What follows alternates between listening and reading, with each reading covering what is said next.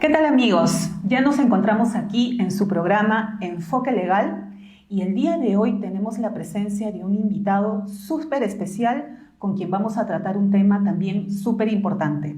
Se trata del Magíster Edward Cayotopa Luna, que como mencioné es Magíster en Justicia Constitucional y Derechos Humanos por la Universidad de Bolonia, entre otras especialidades en diversas casas de estudios internacionales. ¿Cómo estás, Edward? ¿Cómo estás, Yolanda? Muchas gracias por la invitación y también a CDN TV por permitirme este espacio. Muchas gracias, Edward, por estar aquí. Y como mencionamos, queremos tratar un tema súper importante que es la inteligencia artificial generativa. En base a tu experiencia como abogado, ¿qué nos puedes comentar sobre ese tema? Gracias por la pregunta. Es un tema muy amplio. Sobre todo hay que tener presente que la Corte Constitucional Colombiana, hace pocas semanas, ha emitido la primera publicación de la primera sentencia sobre inteligencia artificial generativa. Cuando me refiero a inteligencia artificial generativa, me estoy refiriendo básicamente a lo que es el uso de lo que es chatbox y, en principio, ya que mencioné el caso de la Corte Constitucional Colombiana, acerca de ChatGPT. El ChatGPT básicamente es un tipo de inteligencia artificial que utiliza lo que se le conoce como los Large Language Models, ¿no? Que son básicamente lenguajes de gran tamaño, ¿no? Y a través de una serie masiva de datos puede generarse finalmente texto coherente y aproximativo para predecir un texto muy cercano con la realidad humana. Correcto, muy bien. Y dime, me estás hablando sobre por ahí un sistema judicial internacional donde ya vienen aplicando este tema de la inteligencia artificial. ¿Qué otras experiencias has podido observar sobre este asunto? En principio, hay unas... para comentar y precisar, ¿no? Porque en Colombia han querido utilizar, digámoslo así, una provocación de un juez que finalmente lo llamo provocación por la sencilla razón que fue un juez, digamos, para entenderlo, juez de circuito o de segundo grado de apelación, que decidió un caso sobre un menor, ¿no? Que tenía básicamente trastorno de la personalidad autista, y este menor, su madre, obviamente, lo que quería era justamente eximirse del cobro de cuotas o de pagos moderadores, ¿no? Y porque estaba en una situación de pobreza extrema, lo que necesitaba era que se exima a una entidad privada, es decir, una entidad privada que brinda servicio público, a diferencia de la IPS acá, o sea, una AFP podremos llamarlo, Correcto. Para que le dé la posibilidad de, tanto a nivel de transporte para las consultas con la IPS y otros médicos, y también para el tema de la sección de las cuotas moderadoras, se ha eximido, ¿no? O sea, era una madre que recurría al sistema judicial colombiano justamente para ver de algunos beneficios para su hijito que tenía una determinada condición. ¿Y qué pasó en ese caso? ¿Por qué lo llamo provocación? Porque es un caso reiterado en la justicia colombiana. O sea, saben que mediante una acción de tutela se le va a dar sí o sí a estos tepas a una persona que se encuentra en un nivel, digamos, de pobreza extrema y además vulnerabilidad se le va a dar. Entonces eran casos, digamos, donde se puede decir hay ya una decisión jurisprudencial establecida. Correcto. Entonces el juez de apelación, sin venir al caso, o el juez de circuito, lo que hace es, dice, yo voy a decir este caso a favor, porque era un caso, como te señalo, de decisiones reiterativas. Ya había jurisprudencia que iba en ese camino. Pero él lo que hace es, aparte de decidir el caso, él plantea 5 preguntas a ChatGPT. Y le dice, ChatGPT tiene la posibilidad, entre las 5 que te menciona, ¿no? Las preguntas que menciona, tiene la posibilidad de que un niño con trastorno de la personalidad autista reciba la excepción de cuotas moderadoras en el sistema colombiano. Y obviamente, a partir de esas preguntas, el juez como que dice, confirma la decisión que ya había tomado. O sea, no había en este caso necesidad de usar ChatGPT porque el juez ya lo había establecido, ya en una línea jurisprudencial establecida, la decisión fue exclusivamente de un ser humano, en este caso del juez, pero el juez hace la provocación. Mira. En el caso peruano, hay una sentencia inclusive anterior a esta sentencia, digamos, provocadora de este juez colombiano, ¿no? Correcto. Y se dio en un caso de familia. Pero ¿por qué nosotros, a diferencia de Colombia, no hemos tocado el tema? Porque este juez peruano, ¿no? Incluso ustedes pueden verificarlo, digamos, en diversas plataformas de medio de búsqueda, lo que hace es básicamente no decide el caso, sino utiliza la fórmula matemática a través de ChatGPT para que un caso sobre de familia pueda atribuirse el tema pensionario al que lo estaba solicitando. Pero, o sea, me estás hablando de que ya sistemas judiciales, en el caso de Colombia, los jueces ya están recurriendo a la inteligencia artificial para poder definir o sentenciar un determinado caso, y que incluso acá en Perú también ya se ha realizado así. Pero eso no es riesgoso. La inteligencia artificial por ahí no podría tener algún tipo de error o algo así. Sí, en efecto. Ahora, el 75%, sobre todo, digamos, a partir de una investigación en Estados Unidos, de DAL, ¿no?, de la Universidad de Harvard, refiere que el 75% de errores se pueden verificar a través de preguntas realizadas al ChatGPT en el caso de sistemas legales estadounidenses, sobre todo, ¿no? Correcto. Te comento que adicionalmente, lo menciona también la Corte Constitucional Colombiana, ya han existido casos donde, por ejemplo, han sancionado a los abogados por utilizar este tipo de ChatGPT, ¿no?, para fundamentar sus alegatos.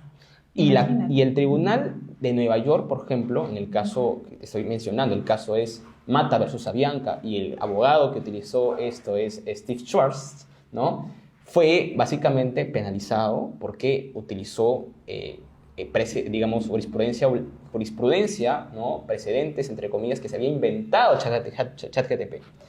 Y estos riesgos, obviamente, porque ChatGPT, y lo dice bien OpenAI, que es el que lo ha creado, no está definido para sistemas legales. Claro, porque estamos hablando de que, bueno, existe tanta jurisprudencia y encima también la norma es cambiante, Claro. se deroga, Claro. y por ahí podría, en un caso, de repente, en un caso concreto, de repente podría servir como de ayuda, ¿no? Así De orientación, pero para tomar decisiones en casos de repente muy delicados, donde haya una información de repente también delicada, es mucho riesgo. Sí, justamente el 75% de errores que podían establecerse hablaba de lo que se conoce es las hallucinations, ¿no?, que son las alucinaciones. Correcto. Como ChatGPT no ha sido diseñado para, digamos, eventualmente verificar la correcteza, ¿no?, o la precisión con la realidad de la afirmación verdadera o falso, no funciona así, sino básicamente funciona a través de datos, como te señalaba al inicio, de un sistema aproximativo de la predicción de la coherencia del lenguaje humano, ¿no? No se propone identificar la verdad o falsedad de los hechos, se puede inventar, y a esto se conoce como alucinaciones. Ah, muy bien, ¿no? Okay. Y estas alucinaciones son frecuentes, como te señalaba, y hay investigaciones que señalaban un 75%. En este caso de Steve Schwartz, por ejemplo, utilizó el common law, es un sistema de precedentes, es decir, el juez tú lo convences con los precedentes de la corte, a diferencia de lo que tenemos el civil law. Entonces, como se basan en precedentes, lo que quiso verificar es el sistema de daños que tenía su patrocinado, en ese caso el señor Mata, para eventualmente cobrar una indemnización, ¿no? Okay. Y de los 6 casos que presentó, 5 eran hallucinations inventadas por ChatGPT. Claro. Entonces, lo que han hecho allá, digamos, en el caso estadounidense, es, porque ya no solamente es el caso estadounidense que pasó con el caso más famoso, como te señalo, es el caso Mata versus Avianca, pero también han existido otros casos, y por eso es que ya, digamos, se está prohibiendo el ChatGPT. O sea, ya están haciendo un abuso Sí. de la inteligencia artificial, Sí, y sobre todo por estos errores que sí, están saltando a la vista. En Estados Unidos, sobre todo, se habla a partir de, digamos, hay una directiva que propuso el gobierno de Biden el año pasado ya, pero sobre todo en el caso de la Corte Suprema estadounidense, ¿no?, de tratar de, sobre todo, que se transparente cuándo se utiliza, incluso se habla de marca de sello de agua, cuando la información tenga usada ChatGPT u otra alternativa, porque no solamente es un nombre comercial, pueden haber varios chatbots, para que se identifique cuándo se utiliza inteligencia artificial o no. Adicionalmente, por ejemplo, el Congreso estadounidense, en el caso de Copilot, que es básicamente de Microsoft, ha prohibido que se utilice inteligencia artificial ya pusieron para los que se encargan de situaciones digamos, trabajadores del Congreso, ¿no? Correcto. Entonces, por esas alucinaciones, por este riesgo.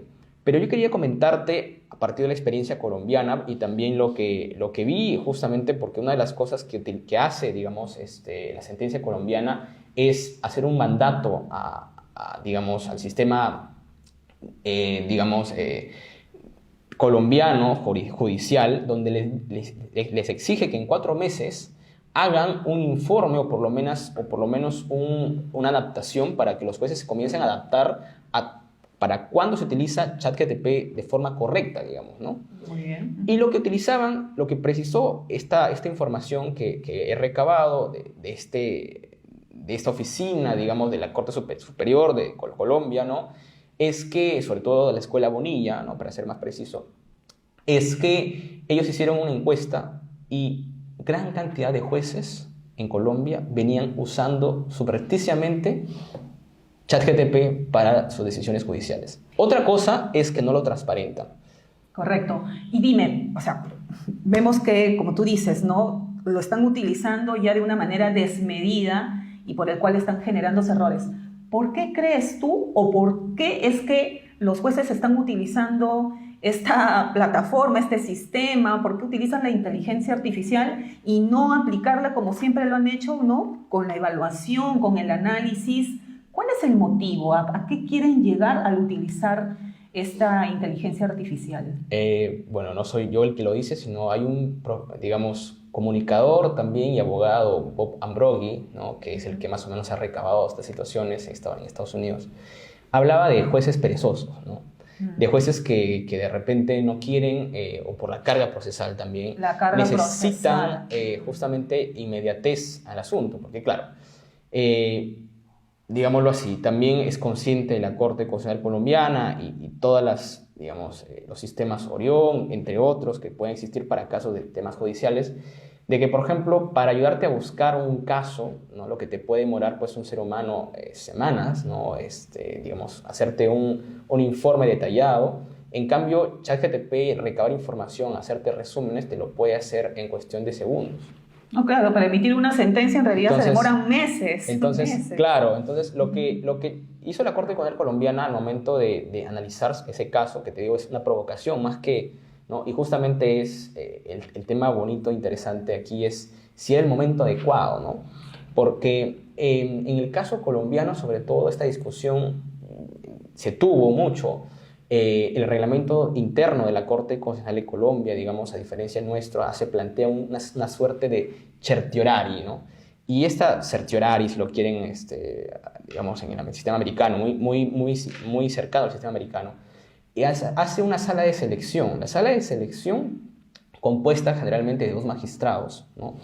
Esta sala de selección verifica al mes, ¿no? Según el reglamento, digamos, interno de la Corte Constitucional Colombiana, el artículo 55, te habla justamente de la posibilidad de que en discrecionalidad pueden decidir elegir o no casos para que sean admitidos a la Corte Constitucional Colombiana. En un primer momento, la sala de selección dijo, no, este caso yo no lo voy a ver, porque no es el momento, no quiero regular. Ya hay como 9 proyectos. O sea, ya está normado de que puedan, en qué casos o en qué momento ellos puedan utilizar la inteligencia, algo así. No, lo que se ha hecho es no prohibirlo, porque para precisar, esto es una sentencia de la sala segunda, no es de la sala plena de la Corte Constitucional Colombiana, que está compuesta por 9 magistrados. Realmente esta es una decisión de 3 magistrados, no es una sentencia de integración o un precedente, por así decirlo, para que se entienda en nuestro medio, ¿no? Y lo que ha hecho es prácticamente precisar una serie de principios orientadores, ¿no? Para el deber, que ellos le llaman también el deber de claridad, ¿no? A efectos de que los jueces no haya una situación desbocada, ¿no? Que no se les vaya de las manos. Pero hay una situación adicional que el ponente digamos, de esa sentencia o los 3 magistrados han querido precisar que es una sentencia orientadora para el Poder Judicial colombiano. Muy bien. No es, digamos, para el tema del Congreso, que ya hay proyectos, digamos, en trámite, ¿no? Hay como 9 proyectos en trámite en el caso de la Corte Nacional de Colombia. Ahí no se aplica. Exclusivamente lo ha hecho para la Escuela Jurídica Bonilla y también para el Poder Judicial colombiano, porque sabe, ¿no?, como te señalaba, a partir de estas encuestas que trataban que los jueces aplicaban ya ChatGPT, aplicaban otros servicios, inteligencia artificial, pero tenían miedo a las responsabilidades. Claro. Lo que debe efectivamente pasar aquí. Claro, pues claro, es mucho riesgo y sobre todo por el tema de los errores, de que puedan en las sentencias emitirse una decisión que no es la correcta y encima la decisión no la tomó el mismo juez, sino la tomó un sistema, la inteligencia artificial, ¿no? Lo que se ve, Yolanda, es que al menos en la región, ¿no?, que la Corte Constitucional Colombiana lo precisa bien, que ahí vería 2 tendencias, ¿no? Unos países que más que todo quieren hacer el ámbito de la regulación, ¿no? Y los otros que crean básicamente tribunales especializados, ¿no?, para justamente verificar las responsabilidades frente a estos temas, ¿no? Recordemos, y otra cosa adicional, es que tanto estos países están mirando mucho lo que es el reglamento AI de la Unión Europea, que básicamente ha sido implementado, está siendo vigente a partir de junio de 2024, el 13 de junio de 2024.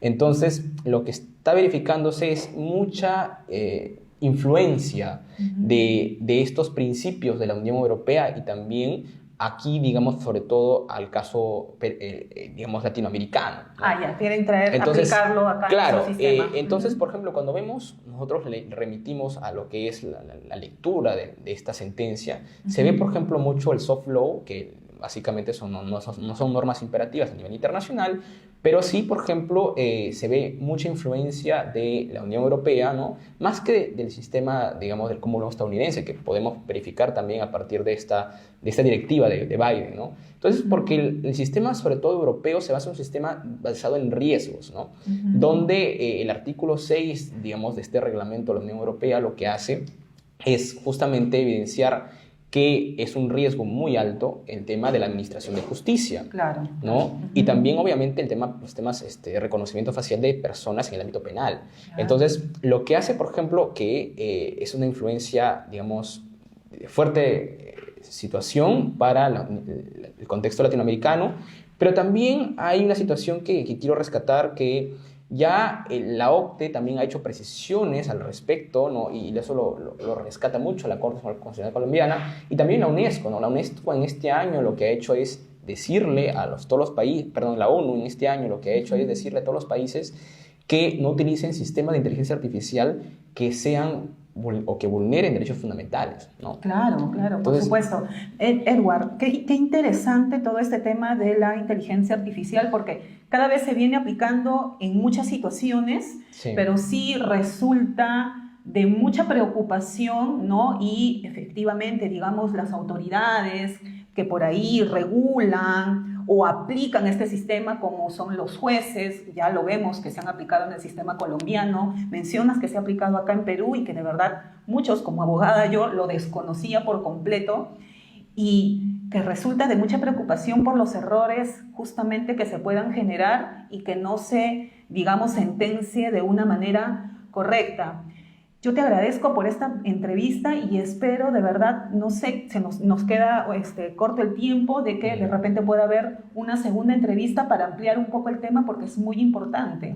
Gracias, Yolanda. Sí, en principio, como ves, es una herramienta que se está aplicando muchísimo y la inteligencia artificial no solamente es un ámbito del tema judicial, tiene también avances y desafíos. Recientemente, hace 27 de agosto, ha salido la posibilidad, por ejemplo, a través de un sistema de inteligencia artificial AINU, de poder detectar en una hora, ¿no?, cuando una célula ha sido infectada de cáncer o virus. Entonces, todas las posibilidades que se pueden haber, pero claro, tenemos... Cada vez se va extendiendo, exacto, se va mejorando, porque entiendo, como tú mencionas, hay un buen porcentaje de errores, sí, pero muy interesante. Perfecto, Yolanda. Edward, te agradezco por esta entrevista. Espero contar con tu presencia una próxima vez.